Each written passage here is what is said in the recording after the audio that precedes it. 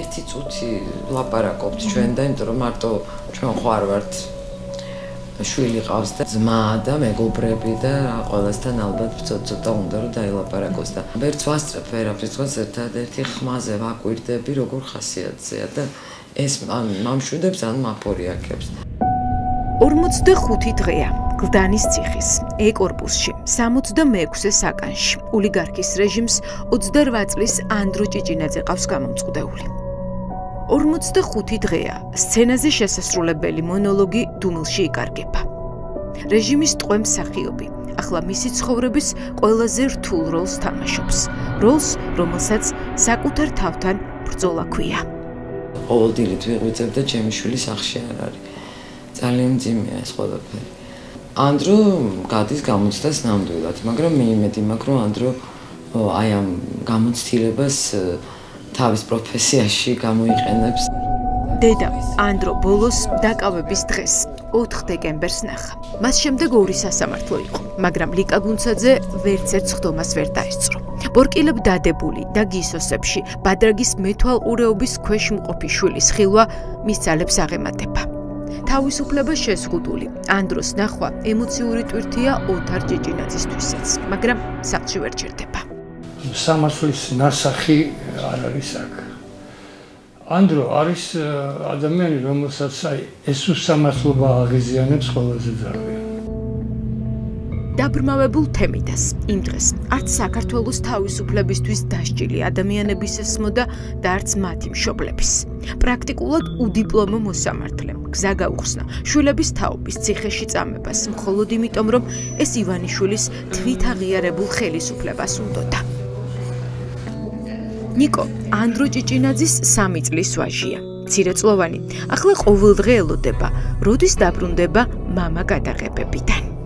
ჩვენ მეუბნებით რომ არის საფრანგეთში და გადაღებებზე და იქიდან უგზავნის საჩუქრებს და ბაბუ ყიდულობს საჩუქრებს, ხან ბაბუსგან ვითომ არა და უამრავი ხალხი ყიდულობს საჩუქრებს ნიკოსთვის და ეუბნებიან რომ საფრანგეთიდან არის გამოგზავნა აი ბოლო ხანები თურმე კითხულობს რომ როდის უნდა ჩამოვიდეს ბაბიკოს ეძახის მამიკოს როდის ჩამოვა ბაბიკო არ უნდა ჩამოვიდეს ბაბიკო მოენატრა უკვე ძალიან აი როდესაც ოთახთან მიდის რომელიც დაკეტილება აქვს ჩვენ ანდროს ოთახში ძალები რო არ შევიდა რო არ შევიდა იმიტომ რომ ორივე მირვის და წვება ანდროს რასნაირად უყურებს ამ ოთახის კარებს ხო კარებს რატოა დაკეტილი ანდრო ჭიჭინაძე ახლა ნამდვილად გადაღებებზე უნდა იყოს მაგრამ არა საფრანგეთში არამედ კილიმანჯაროზე აფრიკის სახურავად წოდებულ მსოფლიოს ერთ-ერთ ყველაზე მაღალ მწვერვალზე ეხლა უნდა იყოს კილიმანჯაროზე თაზე ასული და ფილმს უნდა იღებდნენ და არის გლდანის ციხეში და კიდე ბევრი პროექტი ქონდა თუ თეატრში თუ კინოში და რომ ჩამოვიდო და მე ის თავის პროფესიიდან თეატრშიც და კინოშიც სამუშაო ქონდა მაგრამ ეხლა ზის გლდანის ციხეში და როგორც ყველა პატიმარი კარგავს ოქროს წუთებს გლდანის ციხის 66-ე საკანში ანდრო ჭიჭინაძე კიდევ 3 პატიმართან ერთად იყო სივრცეს ანდროს მსგავსად მისი ერთი თანამოსაკნე ასევე აქციაზე დაკავებულია ისიც საქართველოს ევროპული მომავლისთვის იბრძოდა საკანში როგორც ირკვევა 3 ტელევიზორი აქვთ უყურებენ ყველა არხს და ყველა გადაცემას მაგრამ ანდროს კინო აკლია ეხლა გთხოვა ფილმების ფლეშკა და ფილმები უნდა ჩაუწეროთ. უყვარს ძალიან კინო. რა მინდა უთხრა იყოს სამხრეთ ამ სიტუაციაში თუ შეიძლება ანდრო რომ ბედნიერი ვიყო, ვარ ბედნიერი, იმიტომ რომ მე მსგავსი თანადგომა, მსგავსი სოლიდარობა, სიყვარული მე მგონი არასდროს არ მიგწვნია და როგორ ყვარები ხარ ხალხს. ამს აბსოლუტურად უცნობი ხალხი ვინც გეუბნება რომ იცოდეთ რომ თქვენთან ვართ და ჩვენი მხარდაჭერა მე არ ვიცნობდი თურმე კიდე ბოლომდე ჩემ შვილს ეხა ვიგებ ძალიან ბევრ რაღაცას ანდროზე ივანიშვილის მოწყობილი სისხლიანი ნოემბრის შემდეგ საქართველოში სულ სხვა პროტესტი გაჩნდა ყოველ დღე სულ უფრო მეტი ადამიანის სოლიდარობას ვხედავთ და ასე საქართველოში გაჩნდა სულ სხვანაირი სამოქალაქო საზოგადოება. საზოგადოება, რომელიც ფიქრობს, სახელმწიფო არა ერთი კაცის, არამედ ხალხისაა. ის რაც ამ დროს კოლეგებმა თეატრიდან და კინოდან აჩვენეს, ნამდვილად უპრეცედენტოა. 28 წლის მსახიობის დაჭერის შემდეგ არ გასულა დღე, რომ ამ ადამიანებს ამ დროს უკანონო ტყვეობიდან გათავისუფლება არ მოითხოვათ. ეს არის ყველაზე მძიმე რეალობაში აღმოჩნდა ალბათ ახალი თეატრი. სწორედ იმიტომ, რომ ალბათ პირველი ვინც დაიჭირეს იყო ანდრო და აი როგორ გითხრათ რა წარმოუდგენელი ბიჭი, აი მართლა ხელის გულზე უნდა ატარო ისეთი ადამიანია. ჯერ ერთი მაგალითია ახალგაზრდებისთვის, როგორ შეიძლება თავის ასაკში, თავისი პროფესიით, თავისი შრომით, თავისი გააკეთო ეს ყველაფერი, მე თერაპიის, სიცილის თერაპიის ჯამბაზობდნენ და ონკოლოგ ბავშვებთან მიდიოდნენ და უხანგრძლივებდნენ და აღარებდნენ ცხოვრებას. ახალი თეატრის სამხატვრო ხელმძღვანელთან ინტერვიუს დაცარიელებულ შენობაში ვწერთ. პირველი სპექტაკლი ამ თეატრში მაშინ შეაჩერეს, როცა გიორგი ბახუტაშვილი პოლიციის დაუმორჩილებლობისთვის დააკავეს. გიორგიმ ციხე მალე დატოვა, მაგრამ მსახიობებს ახალი განსაცდელი დაატყდათ თავს.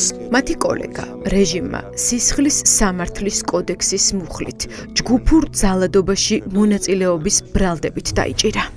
ეხლა მივდივართ აი ანდროს საგრემიუროში, სადაც იცვლის ხოლმე ანდრო და იმედი მაქვს, რომ ძალიან მალე დაბრუნდება. აი ეს არის ანდროს მაგიდა, ძირითადად აქ არის ხოლმე და ეს არის ანდროს ფეხსაცმელების ზღვის.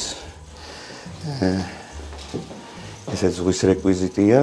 ყველა სასამართლოზე ვიყავი, მაგრამ შიგნით შესვლაც კი ვერ გავბედე. ერთადერთი მივხვდი ფოტოებზე, რა ძალიან ტრაგიკული იყო ჩემთვის, რომ იქ შევიდა პატარა ბიჭი და რაღაცა კაცი გახდა. გონია რომ ჩემ შულზე ვლაპარაკობ, როცა მამას ერიდება საკუთარი შვილის რაღაცა დახასიათება. აი მართლა ამ მდგომარეობაში ვარ და მარტო მე არა, აი 2000 კაციო თავდებში, 2000 კაცი ვის ჩაუდგება თავდებში. თეატრში იცით როგორი ძნელია, რომ უბრალოდ დასმა მიგიღოს და მარტო კი არ მიგიღოს, მე ესეთი მხარდაჭერა გამოგიცხადოს. ოდნავ მოარბილე, მოიცა. ცოტა კიდე შეგიძლია მოარბილო? გაფიცვის გადაწყვეტილება ერთსულოვნად მიიღეს. ყველა რეპეტიცია შეწყდა, ყველა წარმოდგენა გაუქმდა. დასი ქუჩაში დადგა. შემდეგ სასწრაფო წესით შეგროვდა 2000 ხელმოწერა. ახლა ივანიშვილის რეჟიმს 20 იანვრამდე აქვს სამზომი ჩართული, რომ ანდრომ და სინდისის კიდევ 50-მა პატიმარმა ციხე დატოვოს. პირველ რიგში დიდი მადლობა მინდა გადავუხადო ყველას, ვინც სოლიდარულია თითოეული პატიმრის მიმართ. სოლიდარობა ერთ-ერთი ყველაზე მნიშვნელოვანი ქრისტიანული და ევროპული გამოხატულებაა, რომელიც ძალის და ენერგიის მომტანია. ევროპა, რომლის ნაწილიც ჩვენ ვართ, სწორედ ქრისტიანული კულტურის ცენტრია. ერთი და იგივე ფასეულობებზე დგას ეს ყველაფერი და ეს პროპაგანდით ვერ შეიცვლება. დღეს რაც ქვეყანაში ხდება წინა ხელისუფლების სისტემური მემკვიდრეობა და იმ ხალხის გამკვირვებია 7 ნოემბერს რომ აპროტესტებდა ქუჩაში ცემას და ხალხი ზულეებში დალეწვას და ახლა რომ ვერ ხედავს. მაშინაც იღებდა ხმას ღირსეული ხალხი, დღესაც იღებს და ხვალაც ამოიღებს. ადამიანის უფლებების დარღვევაში ხმის ამოღებას პერიოდი არ სჭირდება. სახელის დარქმევა ფაქტებზე ყველაფრისთვის კარგია, პიროვნულადაც, პოლიტიკაშიც და ზოგადად ყველაფერში. ეს წერილი შაბათის ეთერს რეჟიმის მძევალმა ანდრო ჭიჭინაძემ ციხიდან გამოუგზავნა. და ეს შემთხვევა, როცა მადლობა არ არის ფორმალურად ნათქვამი სიტყვა. განსაკუთრებულად არავის გამოყოფა არ მინდა. იმდენად დიდი მხარდაჭერა და გვერდში დგომა იგრძნობა. მაგრამ დიდი მადლობა მინდა გადავუხადო სახელოვნებო სფეროს წარმომადგენლებს ასეთი ერთიანობისთვის და შეუპოვრობისთვის. სტუდენტებს გარეთ და უნივერსიტეტებში, რომლებიც იქიძინებენ და იღვიძებენ. ანდრო ჭიჭინაძის ადრესატია ივანიშვილის დე-ფაქტო მთავრობაც. უკანონო პატიმარი 66 საკნიდან ქართულ ოცნებას ახსენებს, რომ ძალაუფლება დროებითია, ღირსება მარადიული და ამიტომ იფიქრონ საკუთარი გადაწყვეტილებების შედეგებზე. მთავრობებს ხშირად ავიწყდებათ, რომ ხალხის დაქირავებულები არიან და არა პირიქით. ერთ ადამიანს აქვს პრობლემა, ვალდებულები ხართ მოусმინოთ და აზრი გაითვალისწინოთ. ერთი რჩევა კიდევ, მარკუს ავრელიუსის ფიქრები მაგარი წიგნია. გამოგადგებათ, ახო კიდე თავისუფლების აღკვეთაც პირობითია.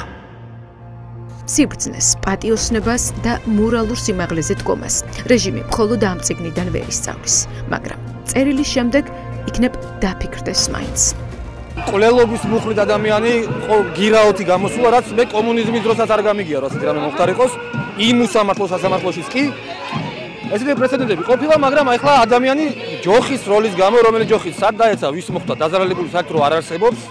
ამის გამო კიდევ მეორე სასამართლომაც ციხეში დატოვა. სასამართლო ისეთი ორგანო უნდა იყოს, სადაც ყველაფრისგან მოცილებულია, აბსოლუტურად ობიექტურად. როდესაც ეს არ არსებობს, როდესაც ეს არის დაუცველობის მომენტები, იცით, აი, ეხლა გადავედით ჩვენ თვით დაცვაზე. ყველა ჩვენი სფერო სხვა არაფერი აღარ დაგვრჩენია, ესე იგი სამართალი არ არის და ჩვენ ვიცავთ ერთმანეთს, ესე გამოდის. ჩვენ აღარ გვყავს სასამართლო.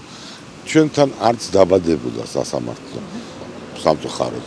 200 წლის შემდეგ, როდესაც ჯერ იმპერიული სხვა ენაზე მოსაუბრე მოსამართლეები იყვნენ, საუბედუროდ გაგზავნა, ოღონდ გაგზავნა ქართველი მოსამართლეებით, რომელმაც ქართული ეციან, მაგრამ არ ესმით. სინდისის პატიმრების მხარდასაჭერად ქუჩაში გამოსულებმა იციან, რომ იბრძვიან სამართლიანი სახელმწიფოსთვის და იმ პაროდიის დასასრულებლად, რომელსაც სასამართლო ქვია. სასამართლო, რომელმაც აქციების მონაწილე ახალგაზრდები ციხეში გაუშვა, ნამდვილი მოძალადეები კი ქუჩაში დადიან. აი ხა წარწერას რო უყურებთ, სანდრო ახმეტელი, აი ეს სამაგალითოდ ჯერ 200 დღე აწამებდნენ და შემდეგ სამაგალითოდ ჩამოატარეს ამ ქუჩაზე. აი ეს სამაგალითოდ შიან ჩვენს კოლეგებს, ჩვენს თანამოქალაქეს სამაგალითოდ მათ უნდათ რომ დასაჯონ, მათ უნდათ რომ ჩვენზე იქონია რაღაცნაირი გავლენა. რეალურად მშვიდობისთვის აი ეს ხალხი იბრძვის, მისდეს ქუჩაში დგას და არა ის პარტია, რომელმაც ესე რაღაცა წინასაარჩევნო სლოგანად გვიფრიალა ეს სიტყვა და უკვე მერამდენეთ მოატყუა თავისი ამომრჩეველი. თვალებ ახვალ თემიტას და მის მართულს თითქმის 2 თვეა პროტესტით აფხიზლებენ, შეძახილებით ცეცხლი ოლიგარქიას.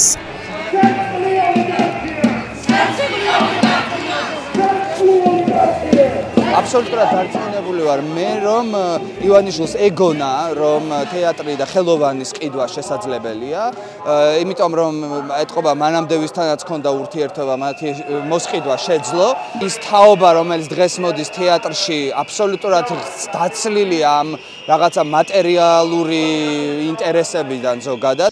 ძალიან ნერვიულობ და საპროტესტო აქციებს გერმანიიდან გულშემატკივრობს რეჟისორი დიმიტრი ცინცაძე.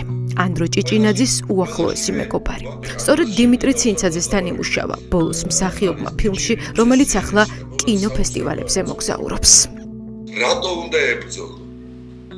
როცა აბსოლუტურად მართლები არიან ყველაფერში და გულწრფელები არიან, ესეთი ნიჭიერები არიან, რომ ფეიერვერკს აკეთებენ ყველაფრიდან. თითეული მათი ეს გამოსვლა ქუჩაში რაღაც ახალი ემატება, რაღაც შემოქმედებითი რაღაცა აზროვლებენ. და იმის მაგერად გიხაროდეს, რომ ესეთი ახალგაზრდები ყავს და ესეთი თაობა, ხო?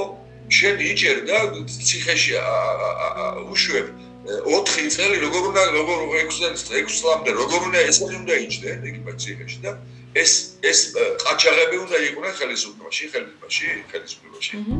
ეგეთი პროგნოზირებადია? გაჩერდი? ანდროს პატიმრობის გამო შეჩერებულია სერიალ ცვალებადი ნიშნების გადაღებებიც. ახალგაზრდები, რომლებიც ახლა გადასაღებ მოედანზე უნდა იდგნენ, ტირანიას ქუჩაში აპროტესტებენ.